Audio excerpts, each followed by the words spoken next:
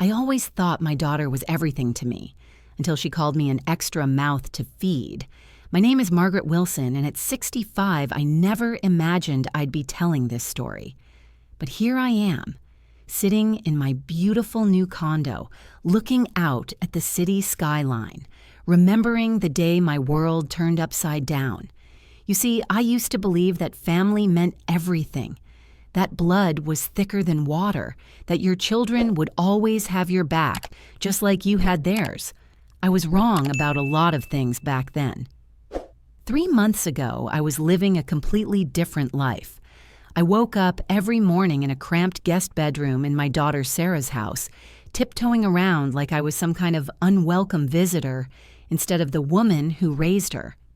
My daily routine was carefully choreographed around everyone else's schedules. Coffee at 6:30, but only after Carlos left for work. Breakfast cleanup while Sarah got the kids ready for school. Then hours of trying to stay invisible until it was time to help with homework or start dinner. I'd been living there for 8 months, ever since Sarah insisted I move in after my arthritis got worse. "Mom, you can't live alone anymore," she'd said, her voice filled with what I thought was genuine concern. "We have plenty of space, and the kids would love having Grandma around all the time." At the time, it felt like a blessing. My small apartment had been getting harder to manage, and my retirement income barely covered the rent increases that seemed to come every few months. When Sarah offered me the guest room, I nearly cried with relief. Finally, I thought, I wouldn't have to worry about making ends meet.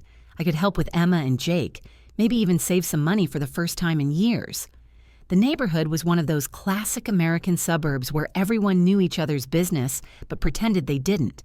Tree-lined streets, white picket fences, and the kind of community where people still waved from their front porches. I'd grown up in a place just like this, back when family meant something different. Back when taking care of your parents wasn't considered a burden. My husband Robert had died 2 years earlier, leaving me with memories and a Social Security check that didn't stretch nearly as far as it used to. We'd been married for 42 years, and suddenly I was learning how to be alone for the first time in my adult life. The silence in my apartment had been deafening. When Sarah invited me to live with them, it felt like I was getting a second chance at having a family again. Sarah was 35, married to Carlos Martinez for 10 years, with 2 beautiful children who called me Grandma Maggie. 8-year-old Emma had my husband's eyes and a smile that could light up any room. 6-year-old Jake was all energy and curiosity, constantly asking questions that reminded me of Sarah at that age. They were the reason I thought moving in would work. How could anyone not want their children to have more time with their grandmother? I made myself useful from day one. I did the laundry, cleaned the kitchen after every meal, and picked up toys that seemed to multiply when no one was looking. When Sarah worked late at her marketing job, I had dinner ready. When Carlos came home stressed from his sales position, I made sure the house was peaceful. I thought I was contributing. I thought I was wanted.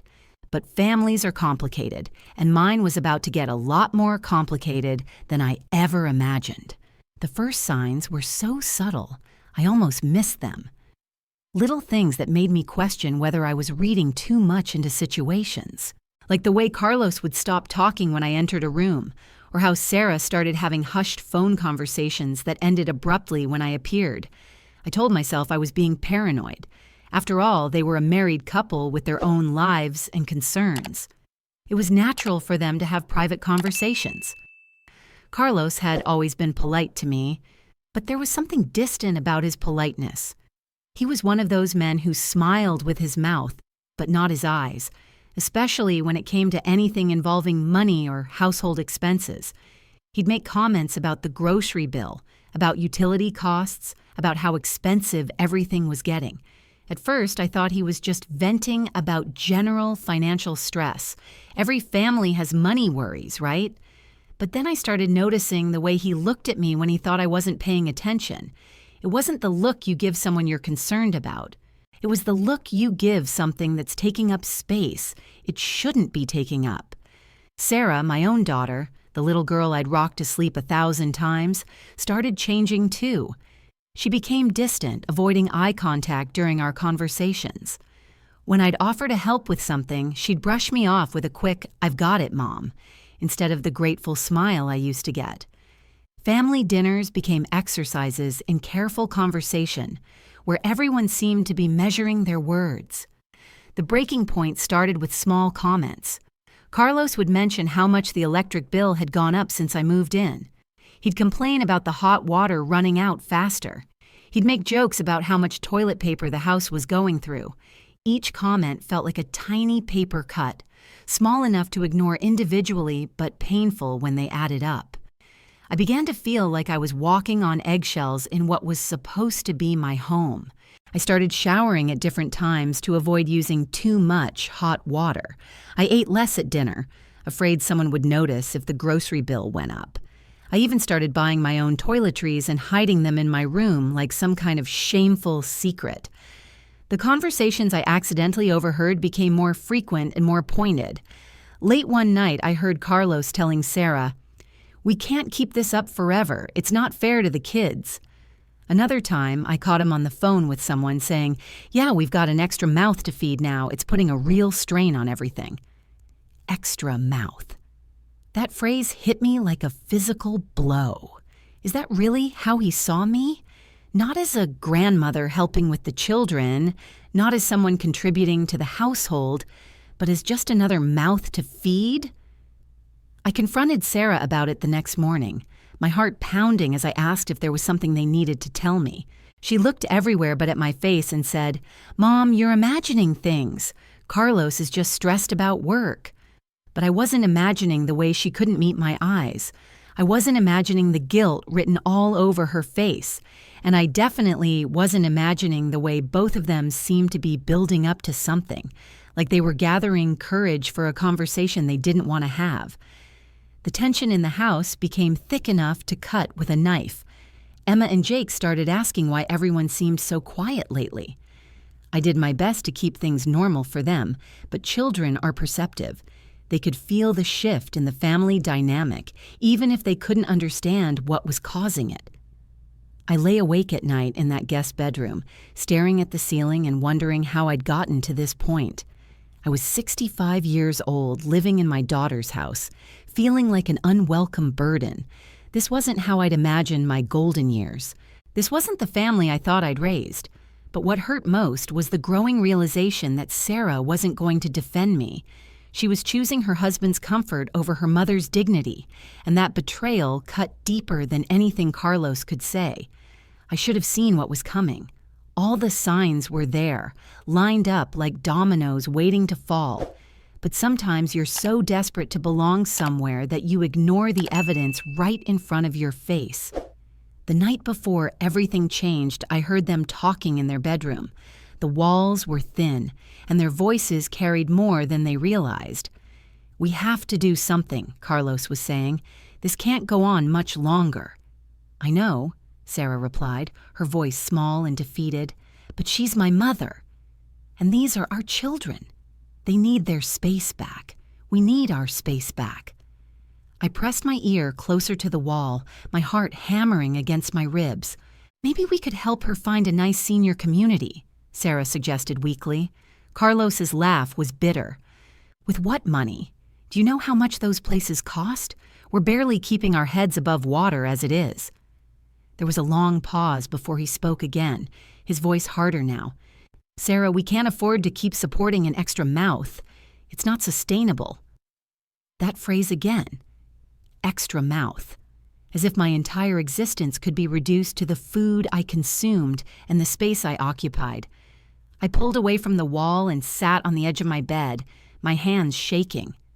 I thought about all the times I'd stayed up with Sarah when she was sick as a child, all the sacrifices Robert and I had made to give her the best life we could, all the love and care and support we'd poured into raising her.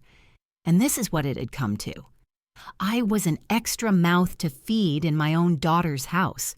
But what I didn't know that night, what none of them knew, was that my entire situation was about to change in ways they couldn't imagine.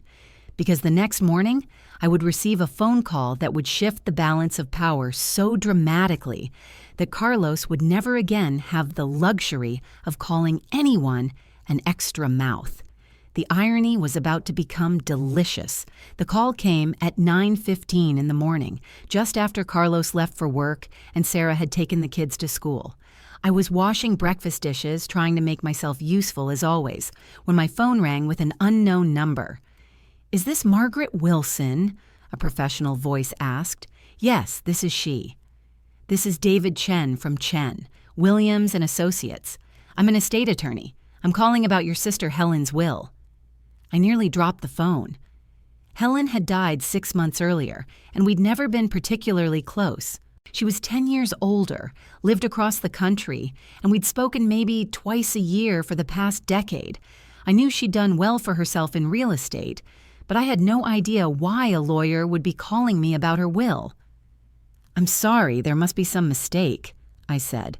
"Helen and I we didn't really—" "Mrs. Wilson, you're listed as the primary beneficiary of your sister's estate. I need to schedule a meeting with you to discuss the details of your inheritance." Inheritance. The word hung in the air like something from a dream. Could you give me some idea of what we're talking about?" There was a pause, and I could hear papers rustling. "The estate is valued at approximately $2.3 million, primarily from real estate investments. When would be convenient for you to come in?" The phone slipped from my hand and clattered onto the kitchen counter. $2.3 million. I stood there staring at nothing, my mind completely blank. Helen had left me over $2 million, and I'd been worried about the electric bill. I picked up the phone with trembling fingers. "I'm sorry, could you repeat that?" $2.3 million, Mrs. Wilson. Your sister was quite successful in her real estate ventures. There are some properties that will need to be liquidated, but the majority of the inheritance is in cash and investment accounts. After I hung up, I sat down at the kitchen table and stared at my hands. For months, I'd been making myself smaller and smaller, trying not to be a burden, trying not to cost too much, trying not to take up too much space.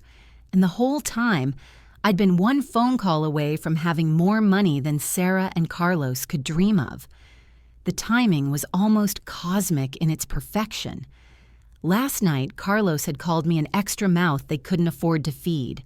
This morning, I learned I could probably buy their house with cash, but instead of feeling joy, I felt something else entirely. Hurt, betrayal, and underneath it all, a growing sense of possibility that scared me as much as it thrilled me. I spent the rest of the morning researching my daughter's neighborhood, looking up property values and rental rates. I don't know what made me do it, but something was driving me to understand the financial landscape around me. What I found was interesting, very interesting indeed. The building Sarah and Carlos rented their house from was a small apartment complex with 8 units. According to public records, it had been on the market for 3 months with no serious offers. The owner was an elderly man who'd been trying to sell for below market value because he needed to liquidate quickly for health reasons. The current rent my daughter was paying was almost 30% below market rate, which explained how they could afford to live in such a nice neighborhood on their combined income. I closed my laptop and made myself a cup of tea, my mind spinning with possibilities I'd never considered before. All these months, I'd been living like a guest in someone else's house, tiptoeing around, trying not to be noticed. But what if I didn't have to live like that anymore? What if the extra mouth had more bite than anyone realized?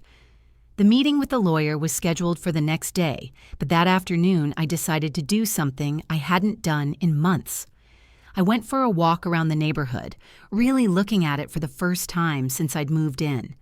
I walked past the playground where I'd taken Emma and Jake countless times, past the coffee shop where I'd sit sometimes when the house felt too tense, past the building where my daughter lived, looking up at the windows of what I'd thought was going to be my permanent home. For the first time in months, I didn't feel like I was apologizing for existing. I felt like I was finally waking up from a long, humiliating dream. When Sarah came home that evening, I was sitting at the kitchen table with a cup of tea and a small smile on my face. "You seem happy today, Mom," she said, though there was something wary in her voice. "I am," I replied. "I got some interesting news today." She paused in the doorway, her hand still on her purse strap. Oh? What kind of news? I took a sip of my tea and looked at my daughter, this woman I'd raised from birth who'd been planning to throw me out like yesterday's garbage. Oh, just some financial matters. Nothing you need to worry about. But deep down, I knew that everything was about to change. And for the first time in months, I was looking forward to tomorrow. The extra mouth was about to start speaking up. The meeting with David Chen changed everything. As I sat in his downtown office the next morning, signing papers that transferred $2.3 million into my name, I felt like I was watching someone else's life unfold. The woman who'd been tiptoeing around her daughter's house just 24 hours earlier was gone. In her place sat someone with options, with power, with the ability to make choices instead of just accepting whatever scraps were thrown her way. But it wasn't until I started digging deeper into Carlos's background that I realized just how twisted this whole situation really was. "Mrs. Wilson," David said as we finished the paperwork, "your sister left detailed records of her investments. She was quite methodical about researching properties and their potential returns. I have all her files if you'd like to review them." I nodded, still somewhat numb from the magnitude of what was happening. As he handed me a thick folder, something caught my eye in the property listings Helen had been tracking. One address looked familiar, very familiar. It was my daughter's address.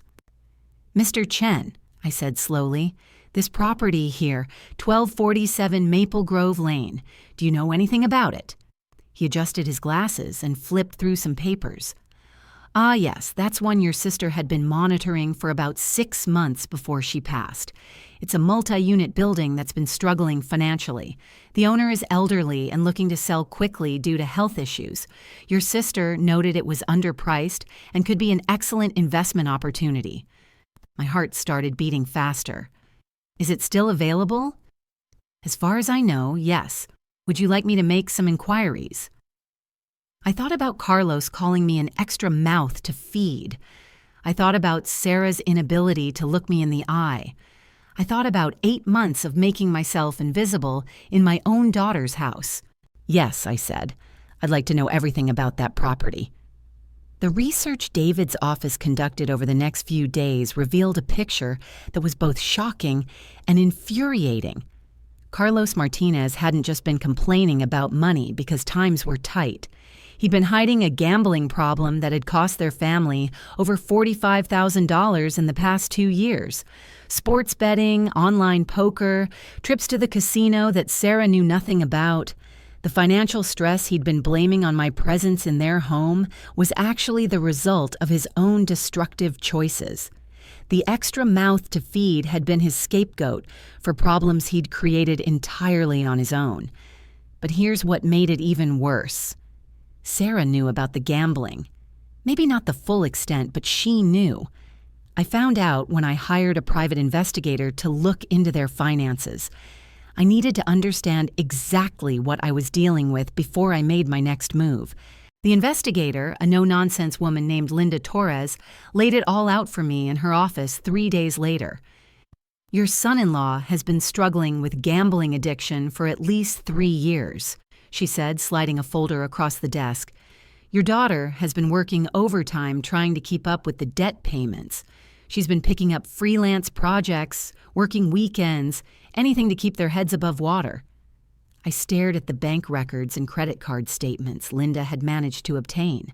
The numbers were staggering. So when Carlos complained about not being able to afford an extra mouth, he was deflecting responsibility for his own financial recklessness onto you, Linda finished. "It's a classic pattern. Addicts often blame external factors for problems they've created themselves." The betrayal cut even deeper now. Not only had my own daughter allowed her husband to treat me like a burden, but she'd known the real reason for their financial struggles and still let me take the blame. I left Linda's office with a clear understanding of what I was dealing with. Carlos was a gambling addict who'd been using me as a scapegoat. Sarah was an enabler who'd chosen to protect her husband's secrets rather than defend her mother. and I was a woman with enough money to turn their entire world upside down. The building purchase process moved faster than I'd expected. The owner, Harold Brennan, was 78 years old and battling lung cancer.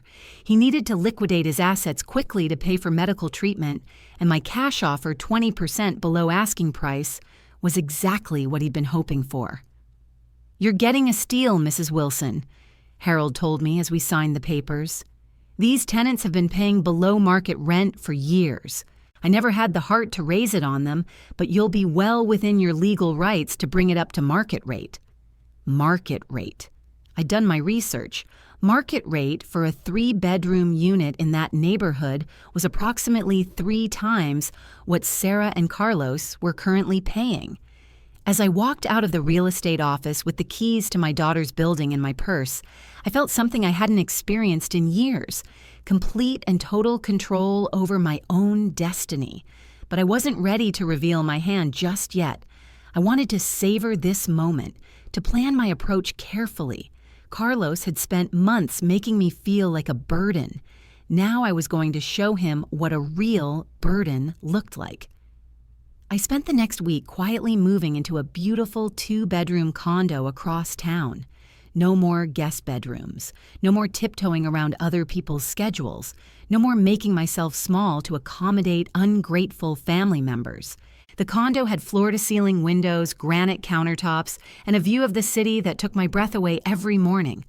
I bought new furniture, new clothes, and for the first time in years, I bought things simply because I wanted them, not because they were practical or on sale. But the best part was the planning. Every evening I sat in my new living room with a glass of wine, thinking about how I was going to handle the revelation. I wanted it to be perfect. I wanted the moment to be so precisely executed that Carlos would never forget it. The opportunity came sooner than expected. I was having lunch at a cafe near my old neighborhood when I spotted Sarah rushing past the window, her phone pressed to her ear. She looked stressed, more frazzled than I'd seen her in months. Curious, I paid my bill and followed her at a distance. She was heading to the bank, and from the snippets of conversation I could overhear, it was about a loan application. Carlos was with her, looking defeated and angry in that particular way that men get when their secrets are about to be exposed. I watched from across the street as they emerged from the bank 20 minutes later, both looking like they'd received bad news. Sarah was crying. Carlos was gesturing aggressively, clearly frustrated. This was it. This was the perfect moment. I crossed the street and approached them, putting on my best concerned mother expression. "Sarah? Honey, what's wrong?" She spun around, startled to see me. "Mom, what are you... We're fine," Carlos snapped, but his voice betrayed him. He looked terrible, like a man whose world was falling apart. "You don't look fine," I said gently. "Is there anything I can help with?" Sarah's laugh was bitter. "Unless you've got $40,000 lying around, I don't think so." I tilted my head, feigning confusion. $40,000? What for? Carlos shot Sarah a warning look, but she was too emotional to care about keeping up appearances anymore. "Carlos has been gambling," she said, the words tumbling out like she couldn't hold them back any longer. "For years. And now the bank won't extend our loan because our debt-to-income ratio is too high, and our landlord wants to sell the building, and we might have to move out of our home because we can't afford anywhere else to live." The irony was so perfect it almost made me laugh.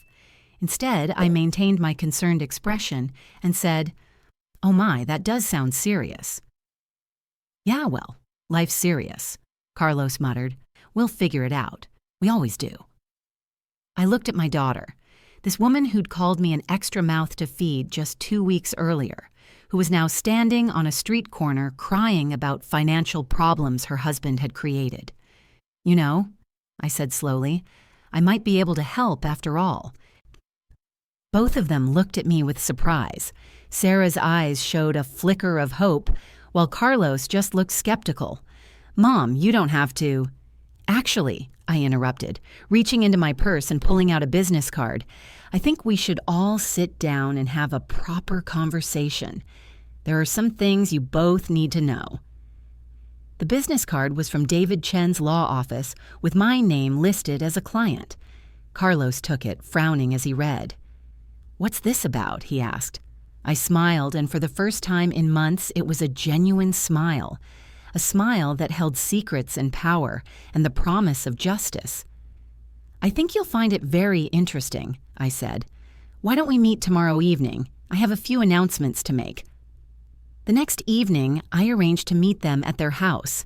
My house, technically, though they didn't know that yet. I wanted to do this on their home turf, in the place where they'd made me feel so unwelcome. I arrived at 7 o'clock sharp, carrying a manila folder and wearing a confidence I hadn't felt in years. Sarah answered the door, looking nervous and hopeful at the same time. "Come in, Mom. Carlos is in the living room." The living room, where I'd spent so many uncomfortable evenings trying to stay out of everyone's way, where I'd overheard conversations about being an extra mouth to feed, where I'd felt like a guest who'd overstayed her welcome. Now I was about to become the landlord.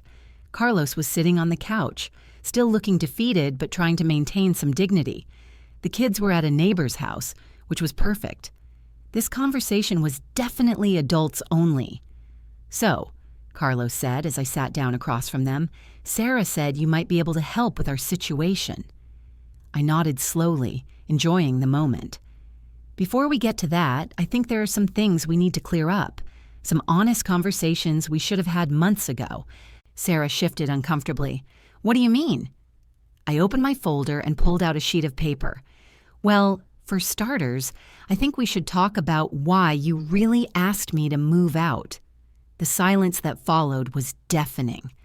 "Carlos," I continued, looking directly at him, "would you like to tell Sarah about the casino trips? Or should I?" His face went white. "I don't know what you're talking about." I pulled out another paper. 47 visits to the Riverside Casino in the past 18 months. Average loss per visit, $960. Sarah turned to stare at her husband, her mouth falling open. "Carlos? What is she talking about?" "Or maybe," I continued, "we should discuss the online poker accounts. 5 different platforms, total losses over 2 years, $43,000. Carlos stood up abruptly. "How did you get that information? You can't just—" "Sit down," I said quietly, and something in my voice made him obey. "We're not finished." I turned to Sarah. "Did you know about the gambling, honey?" She was crying now, but she nodded. "Some of it, not all of it. And yet when it came time to find someone to blame for your financial problems, you both decided it was easier to call me an extra mouth to feed rather than address the real issue." The room was so quiet I could hear the clock ticking on the mantel. "Now," I said, reaching into my folder one more time, "let's talk about solutions." I pulled out the deed to their building and placed it on the coffee table between us. "This is the deed to 1247 Maple Grove Lane," I said. "The building you live in. I bought it last week." Sarah stared at the paper like it was written in a foreign language. "You... what?" "I am now your landlord," I continued, "which means I have some decisions to make about rent adjustments." Carlos found his voice first. "You can't be serious." I pulled out another paper, a rent increase notice prepared by David Chen's office and completely legal under state law. "Current market rate for a 3-bedroom unit in this neighborhood is $2,700 per month," I said. "You've been paying $900. Effective next month, your rent will be adjusted to market rate." The math hit them immediately. $2,700 a month was more than their current mortgage payment would have been. With Carlos's gambling debts and their existing financial struggles, there was no way they could afford it. "Mom," Sarah whispered, "you can't do this to us." I looked at my daughter, this woman who'd stood by and watched her husband treat me like garbage for months. "I'm not doing this to you," I said calmly. "I'm doing this because of what you did to me." Carlos exploded. "This is insane. You can't just—" "Actually, I can," I interrupted. "It's called being a property owner. You might not be familiar with the concept since you've been too busy gambling away your family's future to worry about building any real assets. The silence stretched between us like a chasm. Sarah was crying openly now, and Carlos looked like he wanted to punch something.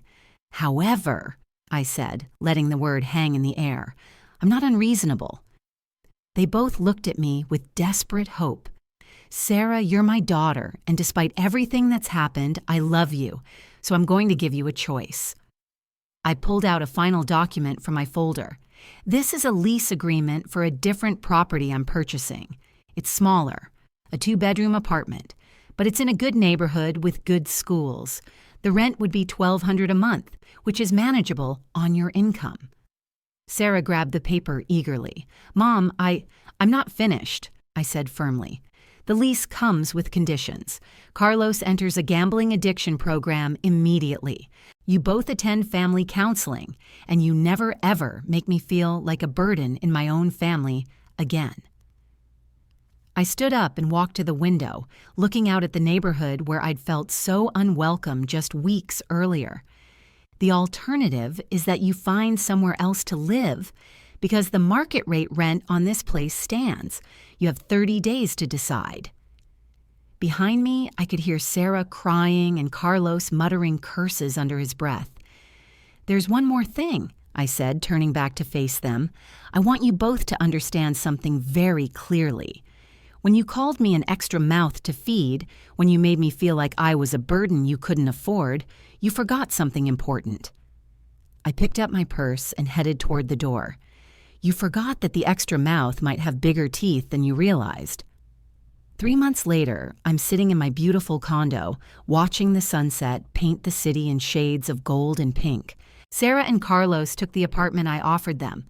Carlos is attending Gamblers Anonymous meetings twice a week, and we're all in family therapy together. It's not perfect. Trust doesn't rebuild overnight, and there are still uncomfortable moments when we're all together, but there's something different now. There's respect. Sarah looks me in the eye when we talk. Carlos doesn't make snide comments about expenses. And when the kids come to visit my new place, they're amazed by the view and proud to tell their friends that their grandma lives in such a cool building. The relationship is slowly healing, but it's on my terms now. I'm not the grateful guest anymore, tiptoeing around other people's lives and trying not to be noticed. I'm Margaret Wilson, property owner, woman of means, and grandmother who demands the respect she deserves.